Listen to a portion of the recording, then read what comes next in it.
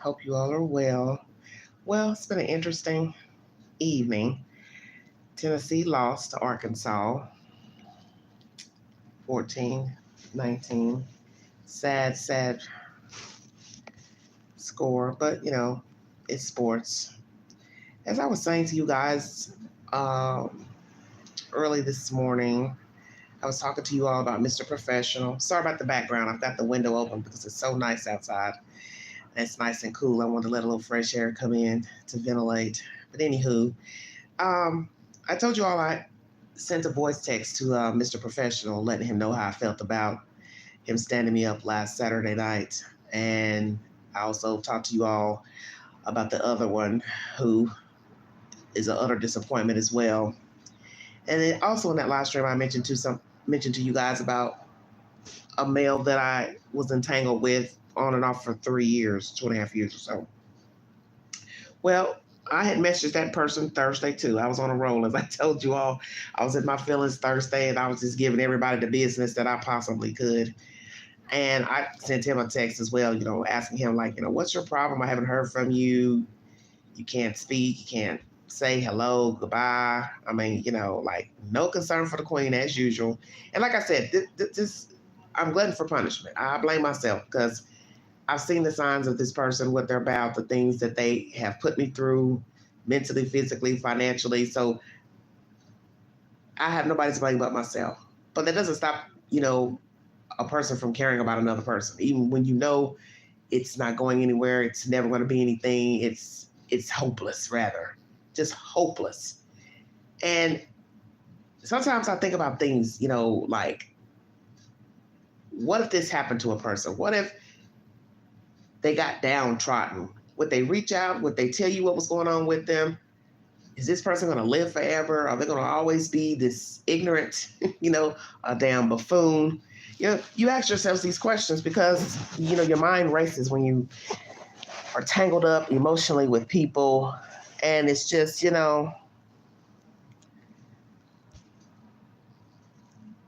natural to wonder about a person, what they're doing. Are they ever going to learn? And it doesn't really matter because it's not up to us to determine their fate, to determine what should happen, not happen. But I think back to the last time when he visited me, which was in May, and he had made a comment because I'm always joking about my knee, my knee being just totally warped, both knees, rather, really, but the left knee is my worst knee. And I think I was joking about my knee, and I was saying something to him like, I said, "What would you do if you had to push me around in a wheelchair?" I said, "Could you imagine you pushing me around in a wheelchair in a grocery store?" And he started laughing. We both were laughing, and he was like, he's like, "Yeah, I'd be willing you around. I sure would," because I was talking about us, getting older if we were ever to actually be together. And he was like, "Yeah, I push you around." And he said, "And nobody better not try to do nothing to you either." And it was just a joke, us joking around by him pushing me around in a wheelchair if I needed to one day, if I couldn't walk, let's say, if my health declined. And now fast forward from that comment in May, he allegedly, Father's Day, had a car wreck and was injured, temporarily paralyzed. I knew nothing about it, if all this is true. And I'm just not finding all this out a few hours ago, several hours ago, through a text. And so it's confusing to me because it's like, so all this time you were down in a hospital, temporarily paralyzed, have this central cord syndrome, he says, couldn't walk, just had to learn how to walk. I think he's saying he's in therapy because naturally, he's texting and he's not using complete sentences. Regaining the use of his arms and hands, and which the central cord speaks about that. So I'm going to read you what it says from the Google search. Central cord syndrome is a clinical diagnosis with a presentation that includes disproportionate impairment of the upper limb motor function compared to the lower limbs, along with varying degrees of sensory deficits below the level of the spinal cord lesion and possibly urinary or gastrointestinal dysfunction. Excuse my English. So basically, it can affect your stomach and using the restroom. So naturally, he didn't tell me if he's having those type of issues. So what are the symptoms? Paralysis or loss of fine control of movements in the arms and hands with relatively less impairment of leg movements. Loss of change in sensation below the site of the injury. Loss of bladder control. Wow, that's deep. Painful sensations such as tingling, burning, or dull ache. So imagine that. Bladder control. So now I get to sit here and think about this person who has been very, distant from me on and off for 3 years. We have this like love-hate relationship. That's what we've had in the past. And there were times, yes, he did tell the queen he didn't want a relationship. He didn't want a commitment because of, what happened with him and another female that he dated for several years. But like I told him, when I met him, which was in June of 21, I'm not her. Whatever she did to you has nothing to do with me. I'm not her. I'm not trying to be her. I'm not trying to do whatever you think she did to you. Allegedly, she cheated. I don't know. I don't know what's true. But I noticed that over the years that whatever went on between him and this female, he was part of the problem because he was a problem for me. He has a lot of issues, mental issues, mommy issues. He can't get over his past upbringing. He dwells on that. He moans on that. He also has a temper. When he drinks, he wows out and pops off. And he also doesn't have empathy for others. And I noticed that just in basic conversation.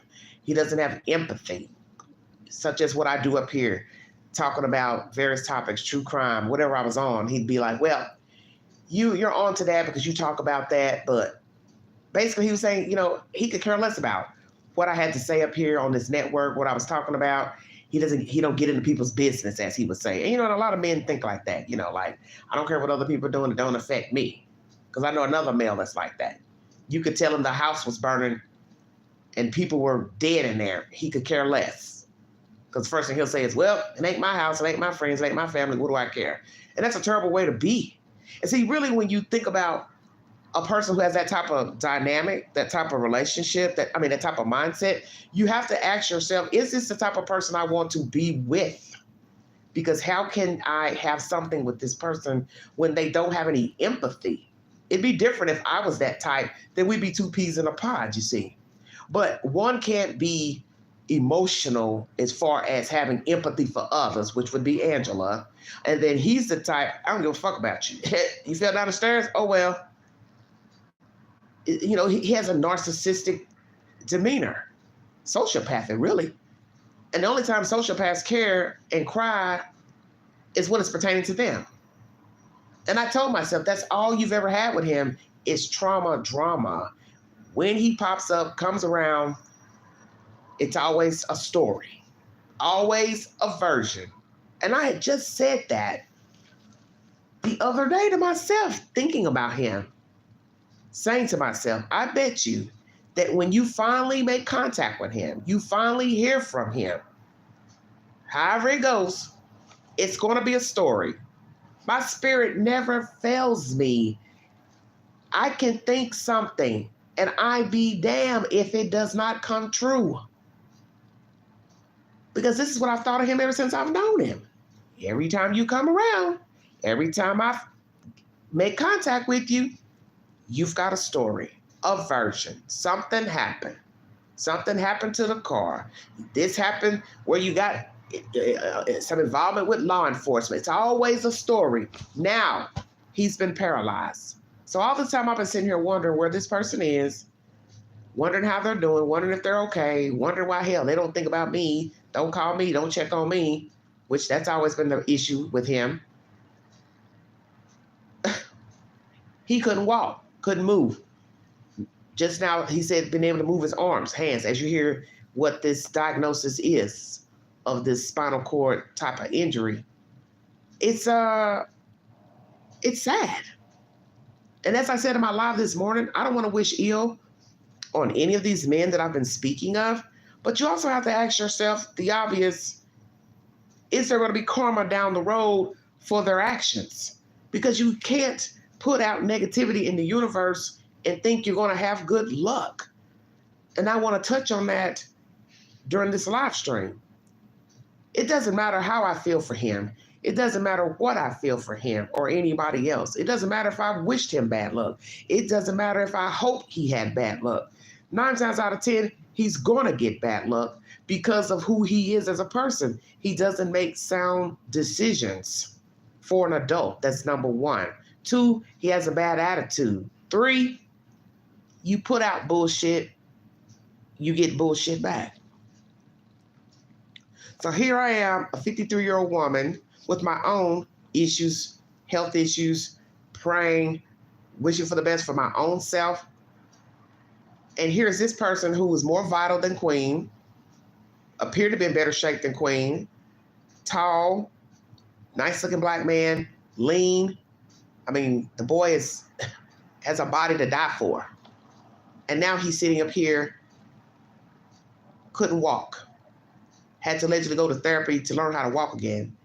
Just now getting use, or some use is coming back to his arms and hands. And this is a person who worked also with his hands because he's a carpenter by trade. So I'm sitting here dissecting all of this hours ago. Like, how in the world did he get in this predicament? Now, he didn't explain to me the car wreck, what happened, but my better half is telling me he possibly was the cause of that. Okay? And someone will say, well, damn, Queen, why you say that? Because I know him. I know his habits. I won't doubt that he probably was drinking because he has a problem with that, drinking and driving. So my mind was telling me, I bet you he caused a wreck. Now, the flip side could be he was in a car with somebody else and they wrecked, or somebody hit their car. I don't know, but I know he's been in my vehicle where there was an alleged wreck. And he said somebody hit my car. Of course, I wasn't present. So all that comes back in my mind. The dealings with this person, the trauma, the horrible dialogues we've had with one another, because he just is always, wrapped up in trauma and drama. Every time he come around, he's got a story to tell about this one, that one, a female. It's always something. And now, lo and behold, as I have said in my live stream before, just this morning or yesterday morning, when you hear from him next, there will be a version of something terrible that happened. Excuse the trains, you guys. I got my window open. It's like, I just don't even know what to say. I don't even know what to feel, because my heart is telling me, try to be a friend, be supportive. But I've been that already. Have I not? And that's the thing we have to tell ourselves about people when they eventually encounter trauma, drama, death, or whatever it may be. We have to tell ourselves it's not our fault, it's not our problem. Because if you were genuinely there trying to support a person and they beat your brow, gaslit you at every turn, when you finally decide to walk away and move on, whatever happens in their life is really none of your concern. It's none of your business. Why should you care? And I just told you all that hours ago. Why should I care about anybody's problem? I have my own life. I have my own issues to deal with. And I'm tired of catering to people who don't give two fucks about me. Now, last year we had, really deep conversations that he felt like, I don't want to be in the predicament I was in with the last one with you. I don't want to get tangled up with you and start, having a relationship with you.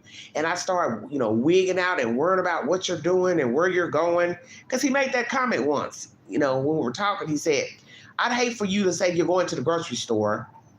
And then I'm sitting here looking at my clock wondering, okay, now she's been gone a little while. Where is she? Why isn't she back? And I know that he said that jokingly, but I also know that he was dead serious when he said that. Now, he doesn't strike me as the jealous type of person, but I think maybe he's lived that life already with somebody else who allegedly cheated on him. So maybe he feel. He feels like I ain't going back in that situation. That's why I don't want to live with a woman. I don't want to set up house with a woman. I've already done that for years. I don't want to do that again. I just want to be to myself. But really, you're not to yourself, because if you're not self-sufficient, what are you talking about?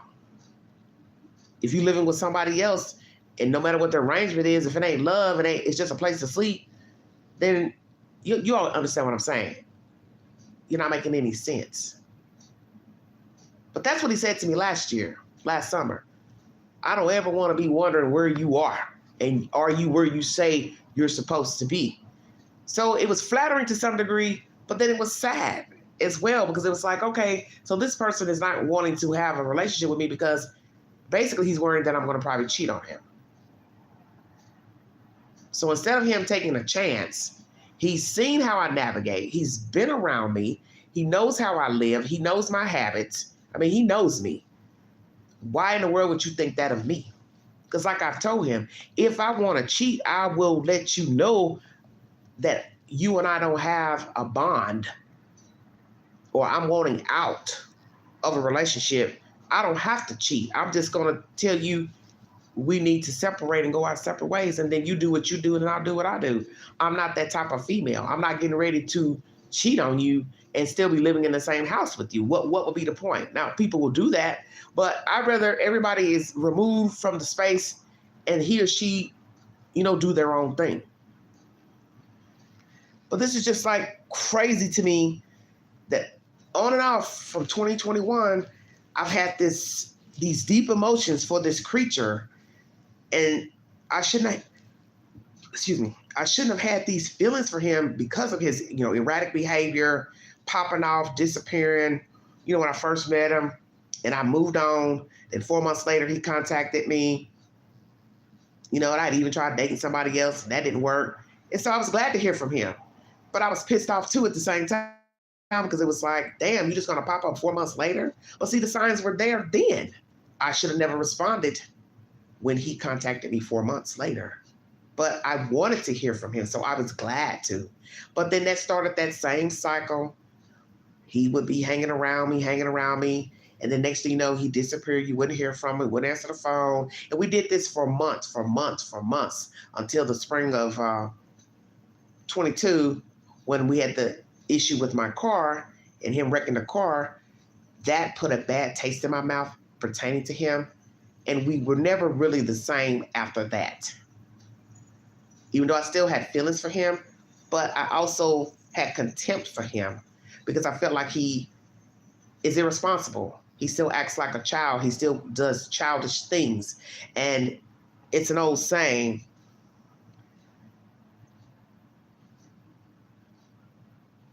childish games, you win foolish prizes. And that's basically what he's gotten most of his life, are foolish prizes, because he won't grow up. And he continues to get himself in predicaments where his attitude and his disposition and his actions cause him to, have to deal with, like I said, the law and different things and financial issues, because he won't straighten up. But see, that's his journey. That's not my journey. And so my journey now is to navigate differently. And that's what I have been trying to do in the men that I have chosen to try to talk to and get to know. I thought I was choosing men better than what I had been dealing with, such as this situation with him, okay? I said, let me try to meet somebody different. Let me meet somebody that's got their shit together. They got their own place. They got their own car. They're financially secure. They appear that way, let's say. So when I met Mr. Professional, I was hoping for the best, you see, because I didn't want what I had been dealing with this person here. We'll just call him Rome, okay? I wanted something better than that. Does Rome have potential to be a decent person? Of course. Mr. Professional he could be decent. The other one, he could be decent too, but they choose not to be. That's their choice. That's a choice. Nobody's beating these people over the head to tell them to be fucking dogs and liars and manipulators. That's a choice. Nobody's telling you to pop up when you want, then disappear. That's a choice. As the mafia would say, you either in or you out. Ain't no halfway in. But we allow people to do this in and out shit, this fly by night shit. Pop up and call, oh, hey, what you doing? Who calls a person 4 or 5 months later asking them what the fuck they're doing? And that's why I said what I said to him in the text today. You don't have my number. You couldn't have called. You telling me you had this accident in June. Well, you left me my home in May. So 1 month or so went by. No phone calls, no hello, how you doing? No visits, no nothing. And now you get sick and hurt. You don't think to tell somebody, hey, when you call her, tell her I'm in the hospital, tell her I'm sick, tell her I'm hurt, tell her I'm paralyzed, I need to see her, nothing. And so that's what I'm focusing on right now, because I'm up and down right now with my emotions pertaining to him as well. It's like, well,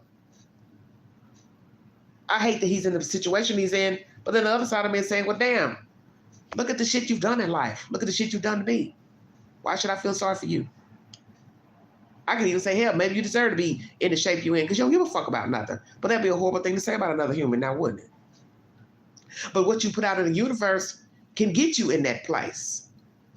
Because a lot of people say, well, God ain't cruel like that.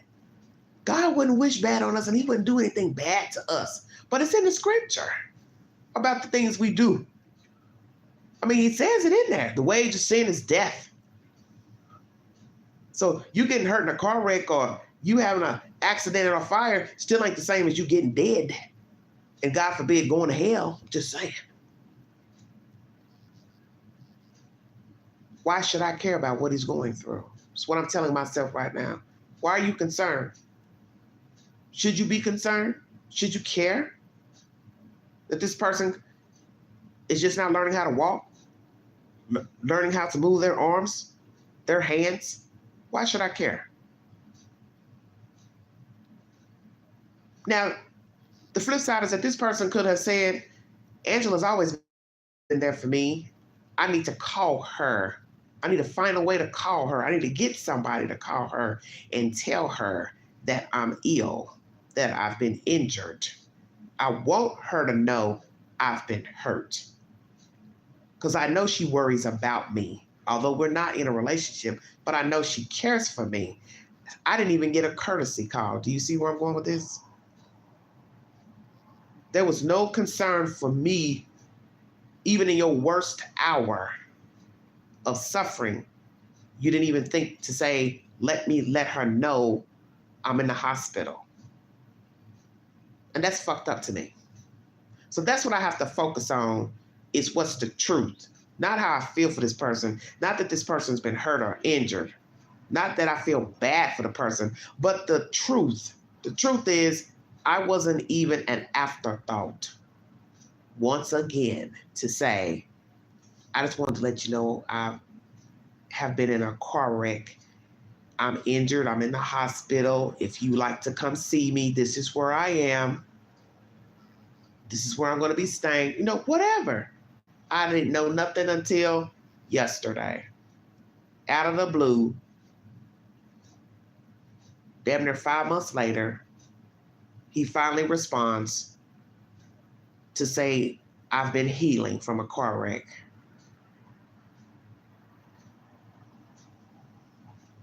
Wow. I know.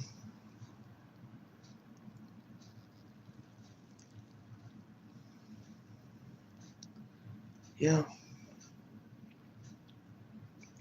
It's absolutely pathetic, really. And so then I'm sitting here thinking, I wonder all this time when he was sitting in the hospital and he was aware of his faculties, did he think of me? Did he think of him? Did he think of, well, you know what? How did I get in this situation? Because, I don't really know what happened. And I don't want to be, mean thinking he caused it, but I do know him and I know how he navigates. And it wouldn't shock me, let's say, he caused his own wreck. Let me say that. But once again, I don't know the circumstances. And I don't know if he'll tell me the truth or not. But it's neither here nor there. It doesn't even really matter. Because I never expect to get the truth from him, because he's another one that don't tell the truth about things until 6 or 8 months later. He likes to confess shit after the fact. By then, it don't fucking matter. Even though it upset, it pisses me the hell off when I hear these jacked up ass stories he brings. But I wonder if he sat in the hospital and said, Oh, I wish I could talk to Angela. I wish she knew what I was going through. Boy, did I treat that lady bad. She was there all the time, but I didn't want her for my own selfish reasons, for my own insecurities. I didn't want her. I didn't want to be with her. Or he just didn't want me. Whatever, it doesn't matter. But I wonder if he thought about me. But then that's water under the bridge as well, right? Because what difference does it make if he thought about me, if he didn't? The point is he was well before the car wreck. That's my point. And that's the point I made to him earlier in the text. And it wasn't to, rain on his parade or, rain on his circumstances, but I'm a human being. And I let him know that. Not trying to be mean, but you were walking around fine a month before your car accident, and I hadn't heard from you. And I said, why didn't you call me before the wreck? That's the point. Because that's the whole point about getting sick and ill. We take for granted, as I keep trying to tell everybody, this texting bullshit. You don't visit people. You don't call people. You're always expecting somebody to call you, send you a text to verify that they're alive and they're well. You're waiting on a Facebook post and an IG post to show you that a human is breathing. It doesn't work like that. And some of you need to get out of that texting bullshit. Because if you're sick, if you're hurt, if you're paralyzed, there is no texting. There is no calling a person if you can't talk. If you're in a coma, can you talk? Of course not. You can't call, you can't text. So this situation is what I've always preached about on this network. Treat people accordingly. If you're going to fall off from somebody, tell them why. This ain't working. I got to go. And then you get the fuck on. But just talk to a person today, talk to a person tomorrow, and then the next time they call or text you, you won't even fucking respond. They don't know if you're dead or alive. And then months later, like right now, I find out you've been in a car wreck and you were paralyzed, and I was the last person that you would even think to say, hey, let me call her and let her know what shape I'm in, because I haven't talked to her.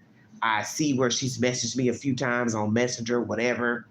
And the fact that he's sitting here acting like he don't have my number, see, that's a slap in the face. What you mean you don't have my number?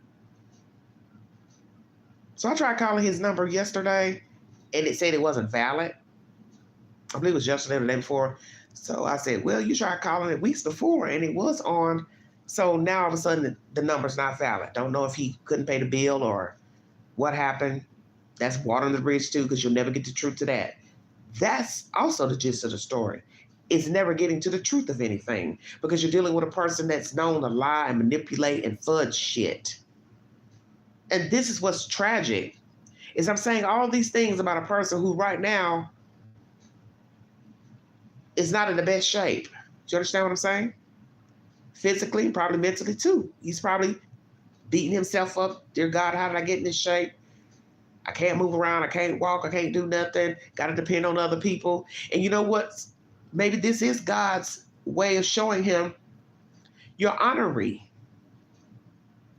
And you have to be careful what you claim. And I talk to you all about that as well on this network. That you speak things into existence. It's in the scriptures and Psalms. Speak it and it shall be so. That's true. If you keep talking about I don't need anybody, I don't want nobody, I don't want nobody helping me, you can best believe you will probably be in a predicament where you will need somebody. And that is him. Because he has said that numerous times. I don't want nobody doing nothing for me. I don't want nobody helping me out. I don't want to ask nobody for nothing because I don't want them using it against me and throwing it up in my face and blah, blah, blah. My thing is, a person don't have to throw nothing up in your face unless you're doing something you ain't got no business, such as mistreating them, not carrying your weight. Then yeah, they'll probably say, well, I've been doing this for you, woo, woo, woo. What am I getting out of the deal?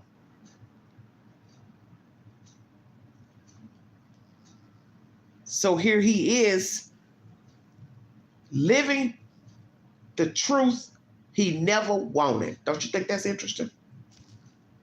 I don't care what nobody say. Karma is a bitch. Hey, I'm just calling it as I see it. And like I said it yesterday morning. I don't wish ill on any of these men who I have dated, messed around with, tried to get to know, whatever. But you motherfuckers, you're dooming yourselves because of what you have put out into the universe. You all are liars and you're deceivers and you're thieves. You're thieves of emotions. You're thieves of hearts. You're thieves of spirits. And naturally, it's what we allow. But you have to trust somebody at some point.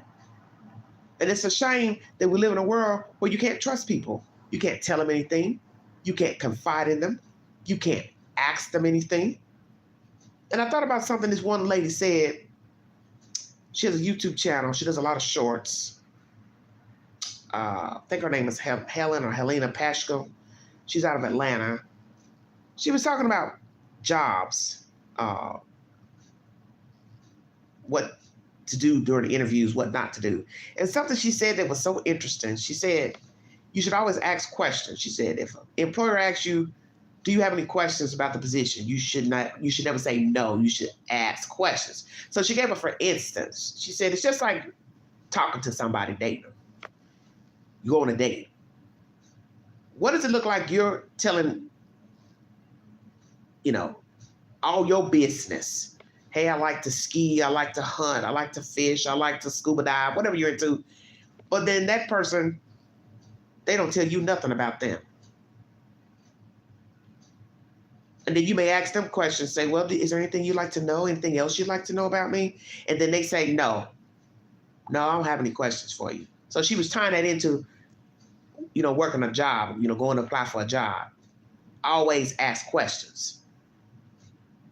Because they're looking at you thinking, oh, well, she don't have no questions. So I thought about that analysis. The person that don't ask no questions. And he was one of those people. And that hit my brain cells like a ton of bricks. He's that guy. In that analogy that she was speaking of. He's that guy that don't ask no questions. He never asked me anything personal about my life in the short time that he and I was entangled. Never asked me how I felt about nothing. My favorite color. What I like to do, where I want to go. 5-year goal plan. Where I want to be in life. My expectations. He never asked me anything. Do you see where I'm going with this? Now we fast forward to Mr. Professional. Same thing. In the short time that we knew each other, on and off for less than 2 months, he never asked me anything either.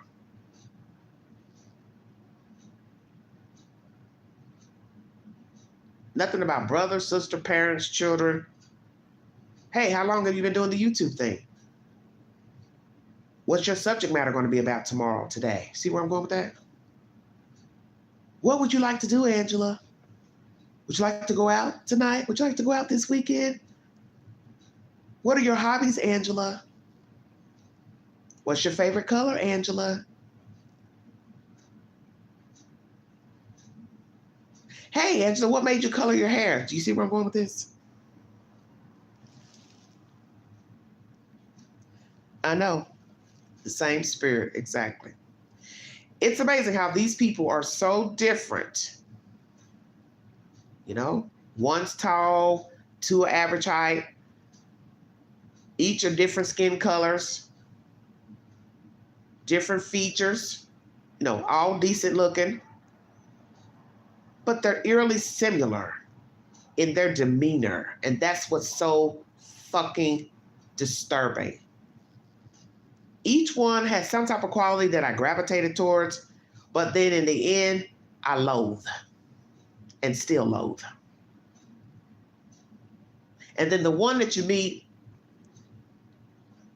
who is full of flattery, nice commentary, toot my horn, really laying it on thick more than those two,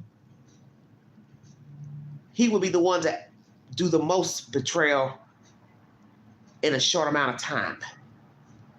Do you understand what I'm saying? And I expected better from that person because, as I said in my live stream yesterday, I was more in depth in my conversations and personal journey with that person than those two, than Rome and Tony. And it's a punch to the gut. It's a stab to the throat. Because you're looking at this person saying, I've confided in you personal things, talked to you about personal things. I've listened to you talk about your own life, your own journey. You've confided personal things to me of your journey, of where you've been, where you've come from, the life that you've led, because you ain't had no great life yourself. And you've gotten yourself entangled in bullshit. And now God has favored you to be free and walk the earth. And then you would stab me in the throat after I have sat here and listened at your ass go on and on about your fucking life. That's the shit that bothers me. It's the betrayal when it didn't need to be that. Because you can be about your business and be honest with a person and just say, hey, this isn't working out. Hey, I can't give you what you need. Hey, we can't talk anymore. We can't see each other. Whatever the circumstances are, why not just be about it and just say it ain't working for whatever reason? Whatever the circumstances are, stand in your truth. But you see, you can't stand in your truth if you are a fraud. And I think a lot of people out here can't own that they are fraudulent.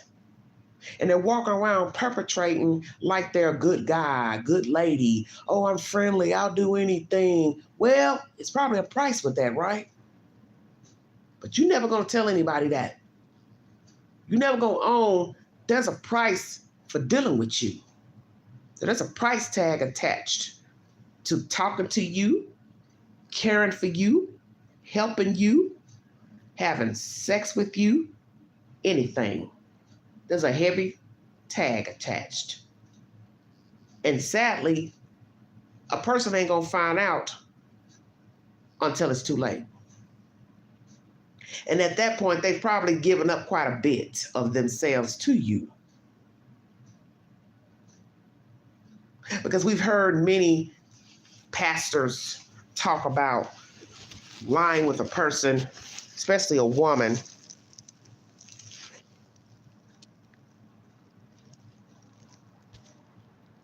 find you something to do.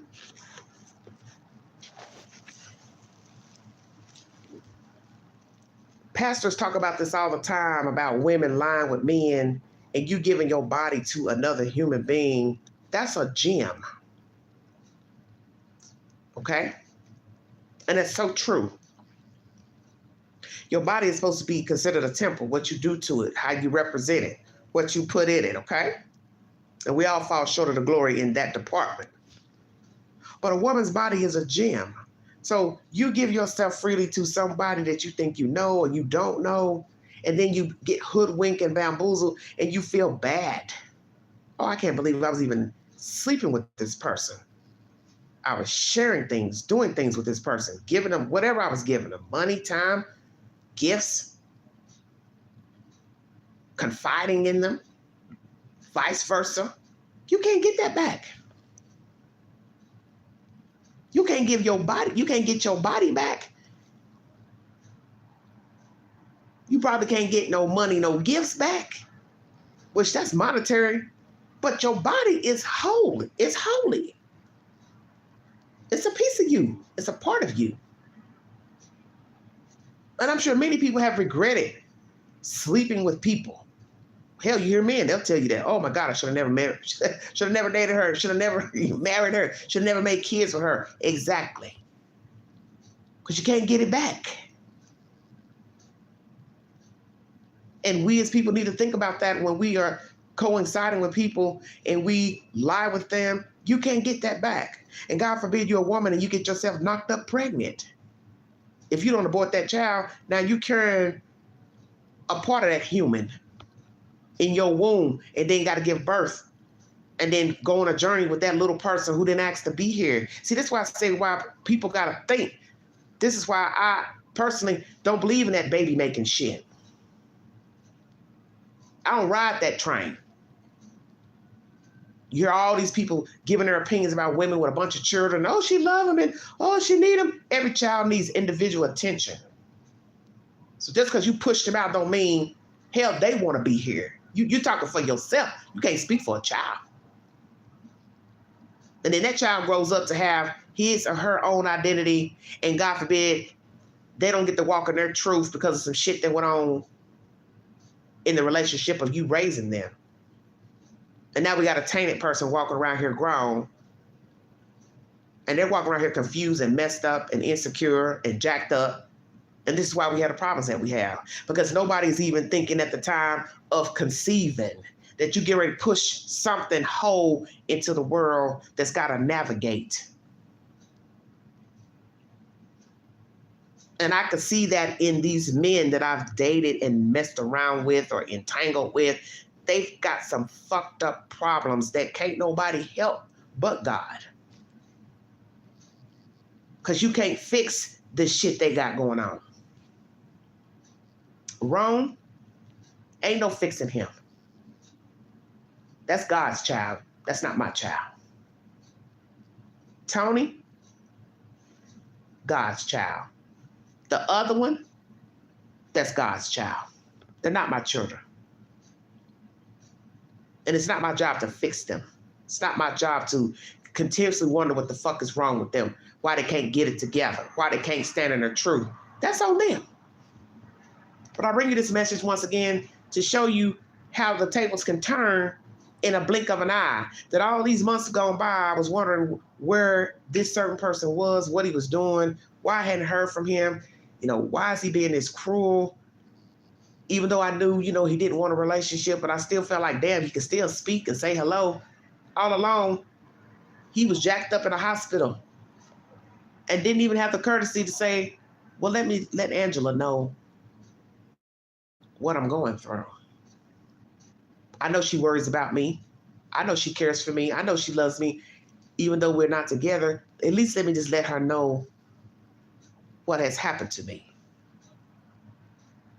So that just goes to show you how cruel he is.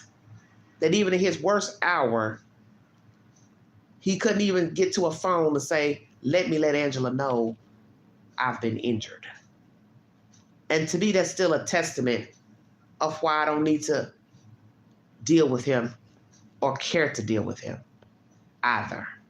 Because he's still in the same fucked up mindset in his worst hour.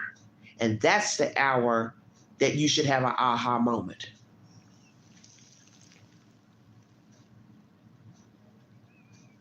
Well, I've been knowing Buffalo. I've been knowing how this person is. This is somebody from my past, so I've always known his ways. All I'm saying is, you would think if a person was sick or injured, they would at least contact somebody they know that has been concerned about them, to at least let that person know, hey, I just wanted to let you know I was hurt. I'm in the hospital, blah, blah, blah. That's all he had to do, was contact me and say, Angela, I want to let you know I'm in the hospital. You're welcome to come see me or whatever. My thing is, he knows me. He knows I would do anything for him. If that motherfucker needed a shoe, a sock, a pair of drawers, I would be the one to take it to him, because that's who I am. Because I did it when he was walking around here and bebopping around.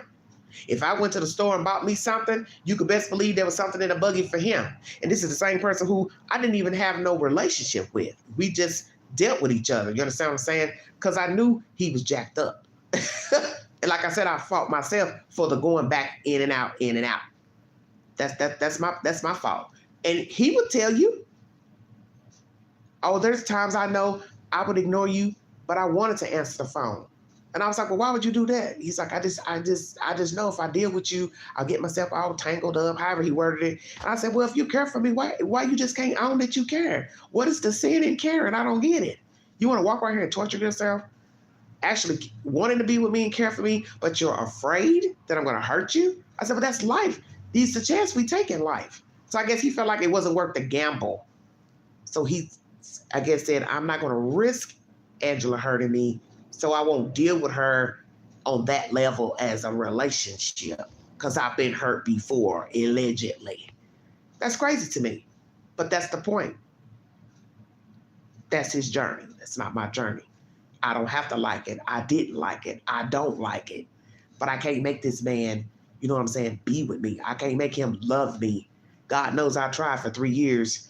It didn't work. But, like I said, the conversations we had a year ago, he was very honest with me.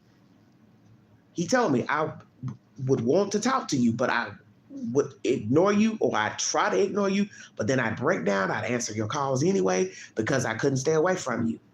And like I say, that's flattering to some point, but in the end, it's not enough. Because my thing is, you didn't care for me enough to ride the ride. You didn't care for me enough to say, let me see where this can go. Let me see if we could make a go of it. And so the only thing he's done in this short 3 years of me knowing him is stay in drama and mischief. It's because he's wayward. His spirit is wayward. And I don't need that. And that's what I've had to tell myself. He was doing you a favor. Every time he wouldn't call you, every time he would not answer your calls, every time he come around and disappear, he was telling you who he is and what he's made of, that he's wayward, he's flawed, he's got shit, and he's got shit you don't need in your life because I don't have these type of ghetto-ass drama problems in my life. I don't want them. And I've seen this with these men that I've met. They keep being in shit and drawing shit. And a lot of it's because of their own actions. And they don't want to own that they're fuck-ups. And then they cry later, oh, let me tell you what this person did. Let me tell you what this person did. Oh, I got pulled over. Oh, I had to go pay a court cost, had to pay a fine. Oh, this person's doing this. And then you're looking at them like, well, where is the part of the story where you're going to own it that you did this to yourself? You got to own that shit. You out here doing stuff, breaking the law, putting your hands on people, hurting people. You got to own that shit. You using people, manipulating, you got to own that shit. You lying, thievery, you got to own that. You can't just get mad when the shit pop off and say, why is this happening to me? No, you got to own the part you played. So now I sit here talking about these other men and my journey dealing with them the past month or two, and then here comes this bullshit. I finally get a response from an old lover, and he's been paralyzed and just now learning how to walk again, whatever that was, since June, Father's Day. Wow. That's a lot to digest.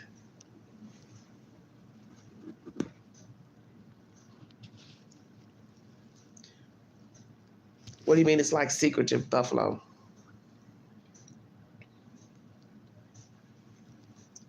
I think it's pathetic. Because I think it's sad when you get to a certain age that you just can't change.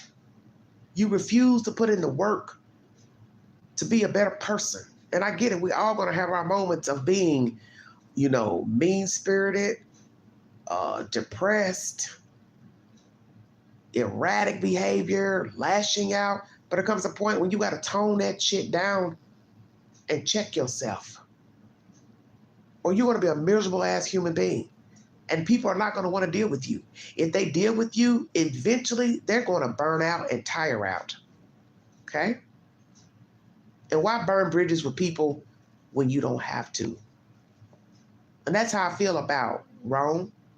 You've burned a bridge with me that they didn't even never have to exist. Tony, same thing. The other one, same thing. You all chose this. You saw the queen out and you didn't follow through, and you played all type of malicious mind games and fuckery and gaslighting me. But in the end, you got to pay for that. And that's what they don't seem to understand.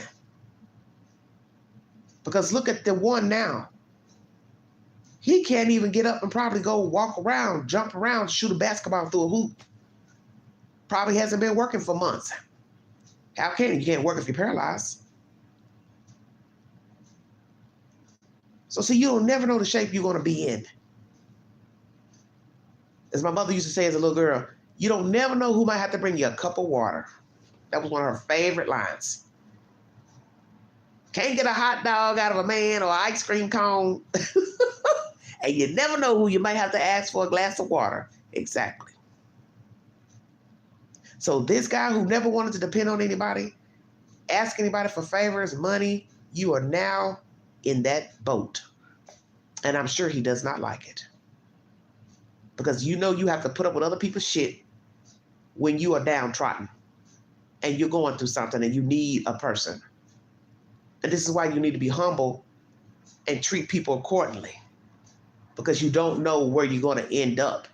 And I say that about my own life. I don't ever want to be downtrodden mentally, physically, where I have to depend on somebody and then I'm in their care and then they get to talking crazy, want to start mistreating me. Hell, may not give me my medicine, may not even feed me because I can't even get up and feed myself. I don't ever want to be in that situation. So that's why I lean on faith and I pray to God, please keep my mind right, keep me physically able to move, walk, take a bath, use the bathroom, because I don't want to depend on nobody. In Jesus' name, amen. And see, God will put something on you. You think he won't?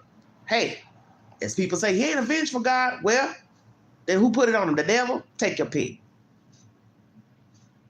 But you reap what you sow. And I hate that he's in this shape. But maybe God was trying to slow him down because maybe God didn't like the way he was moving.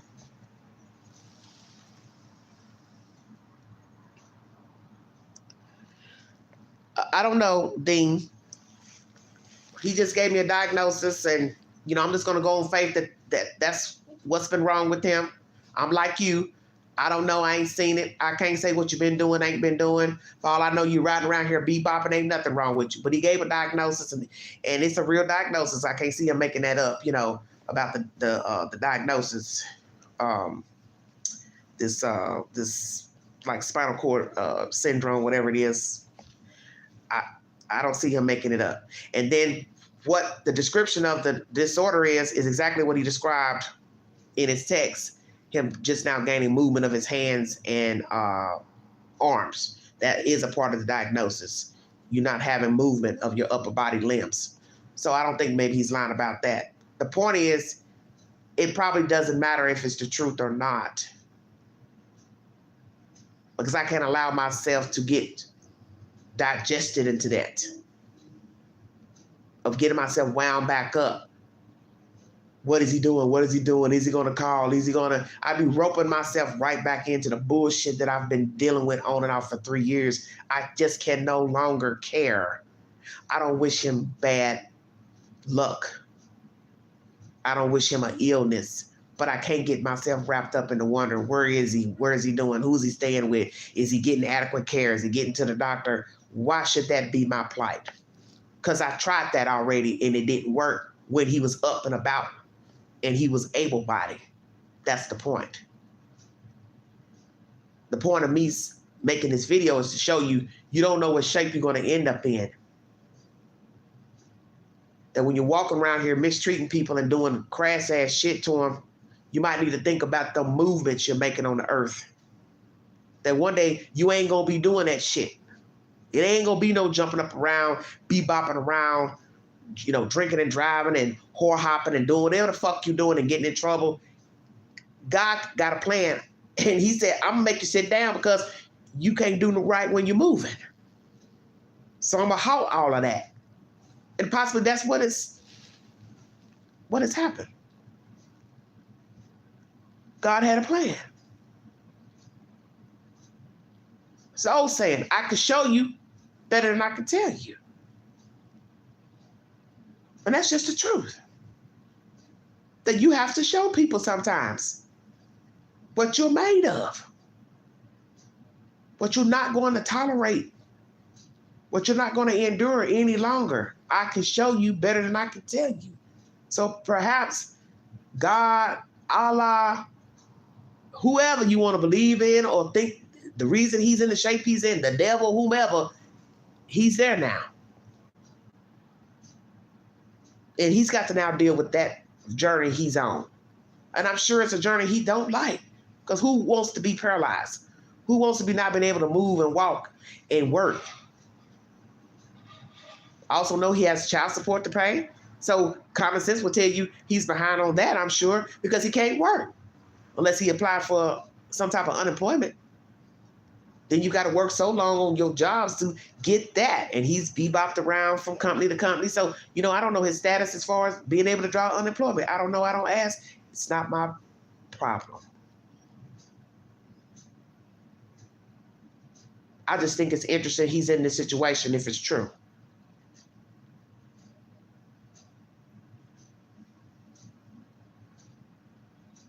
Hello, everybody. Thank you for joining me.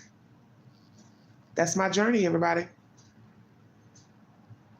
I hope that the things that I discuss in my live streams are helpful to somebody who's also suffering from the same situations and circumstances. That we are all flawed. We're all children of God.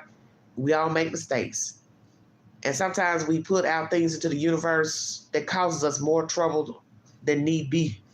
But we have to own it and stand in our truth and say, I participated in the bullshit, so I'm going to get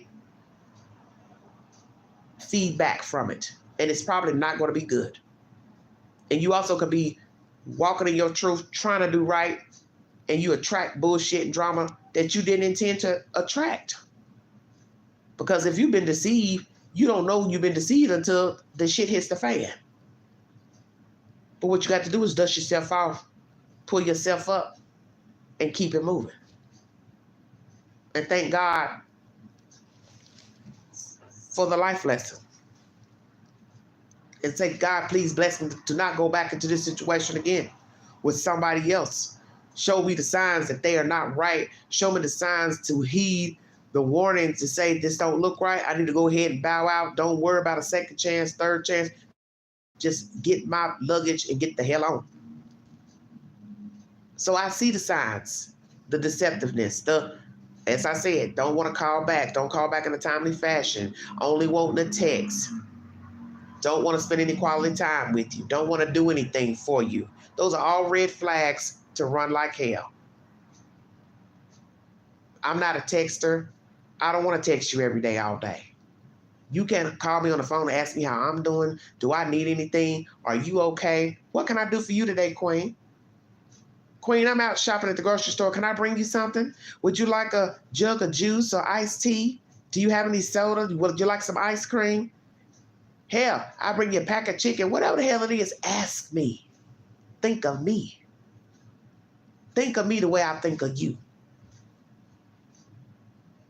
Offer something sometime. Stop looking to get shit for free.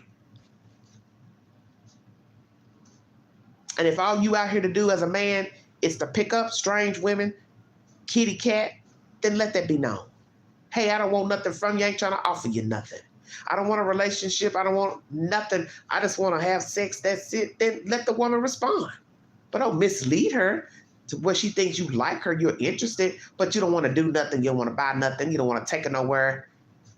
You don't have time to talk. Everything's a text. You can't even pick up the fucking phone and say hello. How you doing? All you want to do is text. What you doing? You going to be home at this time? Well, can I come by? I'm going to come over. That's all you want? Okay, so you basically saying that's all she's worth. And I get it. There's some people who don't want a commitment. They don't want a relationship. And they are human and they want sex. We get it. People want to have sex, but there's a way of doing it. You don't have to mislead a person because you want to screw. Just stand in your truth and say, I'm attracted to you, but I don't want a commitment. I just want to have sex. That's it. I'm not going to take you out. I'm not going to buy you flowers. I'm not going to buy you gifts. I'm not going to pay your bills. I'm not going to give you money. I'm not going to take you out in public. I just want to fuck. Then keep it real.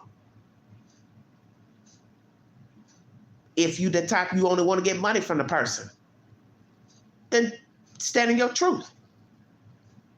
Hey, I'm struggling. I'm this. I'm a bum. I just want your pocketbook. But who's going to tell that, right? Nobody. Nobody. Yeah, Angela, seems that way. Because I'm sure if I talk to somebody in Philadelphia, California, New York, Idaho, everybody's complaining about the same thing. I can't meet anybody. And then we have all these men, they love to say that. And I'm like, there's more women than men. What the hell are you talking about? You can't meet anybody. There's more women per capita than men. And I don't give a damn if you're in a small town in Idaho or you're in fucking New York City or Chicago. There are more women per men. The very reason why we have so many men juggling women. And now with social media, they have a way of reaching out to the woman. They don't have to leave their house. They can just go on Instagram, Facebook, YouTube, see a pretty lady, put their bid in, see if she takes the bait. It's the world we live in. Most people are meeting online. Nobody's meeting actually in person. That's why I keep trying to tell everybody, stop bashing the date site. Because you go into somebody's inbox on Facebook, how is that different than being on a date site? It's the same damn thing. You didn't go out here to the street and meet them.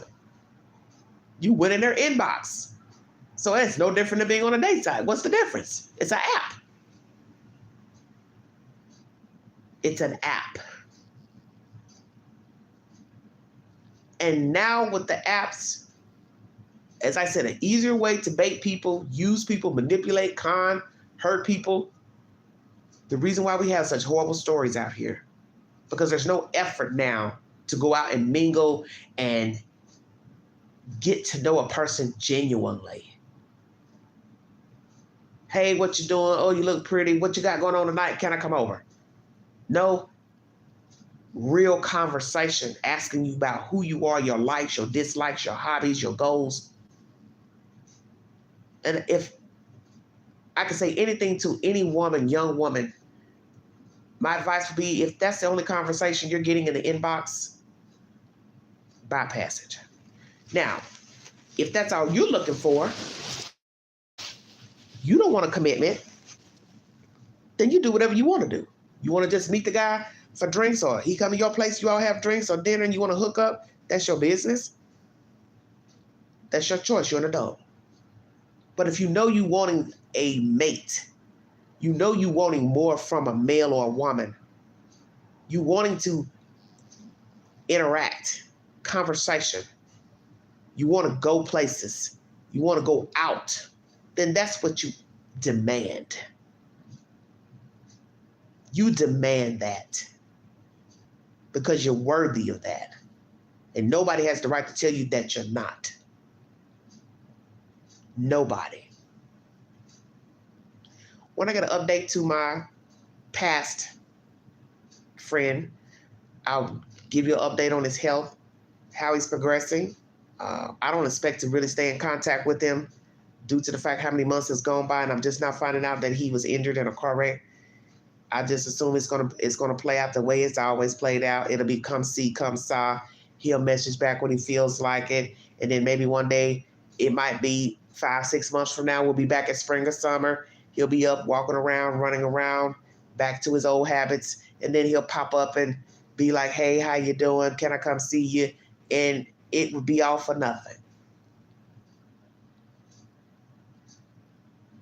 It'd be all for nothing.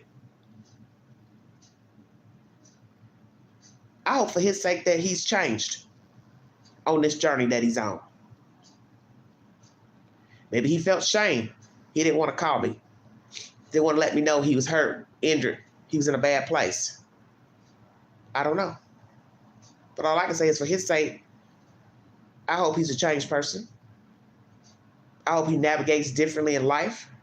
Maybe this time of being bedridden and not being able to get out and move around, he has time to think about the things that he's done in life and the mistakes that he has made and how he's treated people. And how, in the end, you will need somebody. Because life ain't designed for you to be here on the dirt by yourself 24 hours a day and never need a friend, never need someone to talk to, never need a pat on the shoulder, a hug, a kiss, intimacy. You're a human being.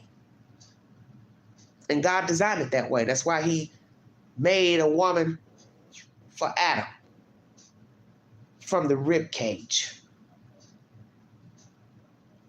He meant that. And he did that because that was his goal for civilization. Be careful how you treat people. It ain't working out. I don't care what it is, who it is. Bow out. Tell the person this ain't working. I thank you for what you've done, your support, being there, but this ain't working. Now, if you've dealt with a dog, they've treated you like shit, they've used you, abused you, manipulated you, well, you don't owe that motherfucker nothing. Just keep it moving. He or she will figure it out.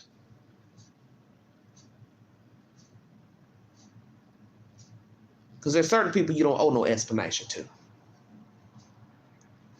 But if you've dealt with people who've been good to you, but it just didn't work out, do the right thing and just tell them, I thank you, but I'm not happy in this space I'm in. I got another journey I want to go on, and it's going to be without you. And I apologize.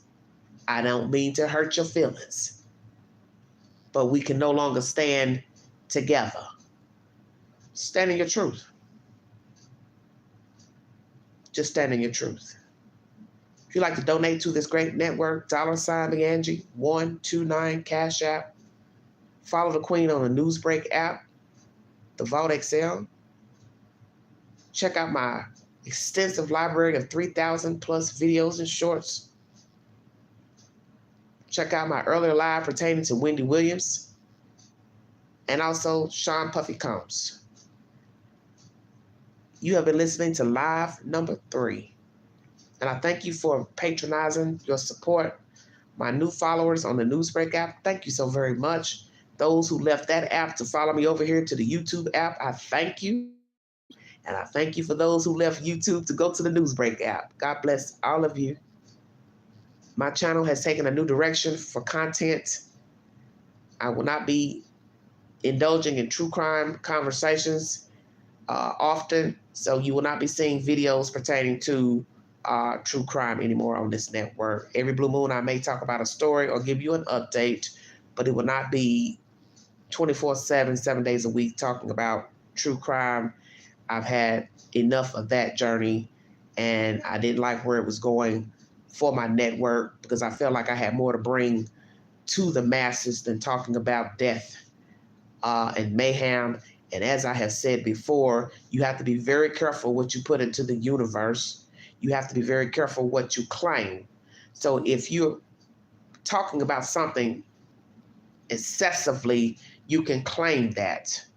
And I have never been wrong about my spirit, and my spirit has not served me wrong thus far. So I have to look at the signs when it's sitting in front of me. My spirit said, stop talking about true crime.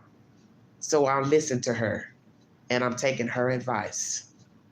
Because there's a reason that it was put on my spirit and my heart to stop talking about death. Because you can claim it. And I'm not trying to claim death. This is my journey. Thank you all for the love and support. I really appreciate it. You all have been so kind to me.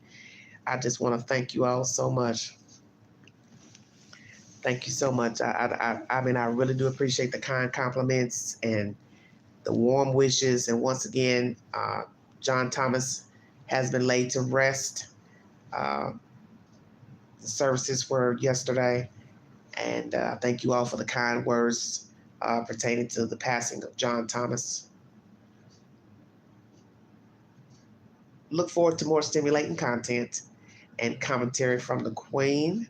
And if you have a story pertaining to your journey in life, something you think I would be interested in hearing and sharing with the network, you can reach me on IG, bigsexy.71, to share your story of where you've been in life, relationship, courtships, children issues, family issues, work issues. Share them with me. And if I feel like I want to bring it to the network, I will bring you on to the live stream and you can share your story. You all have a wonderful weekend. God bless all of you. Please be aware of your faculties and the company that you keep. Mind the children. If you see something, say something. Be a part of the solution, not the problem. Know your worth. Know your worth. Because I know mine. And I have told myself I can no longer indulge in the nonsense because it's not serving me. And I'm not getting anything out of it. All I can do is pray for these other pilgrims out here and pray they get it together. If they don't, that's on them. It's not my journey. I got my own journey. And I'm getting ready to walk it out. Okay? Good night, sweetheart. Thank you, Jay. Thank you all for joining me. You have been listening to the Vault Excel.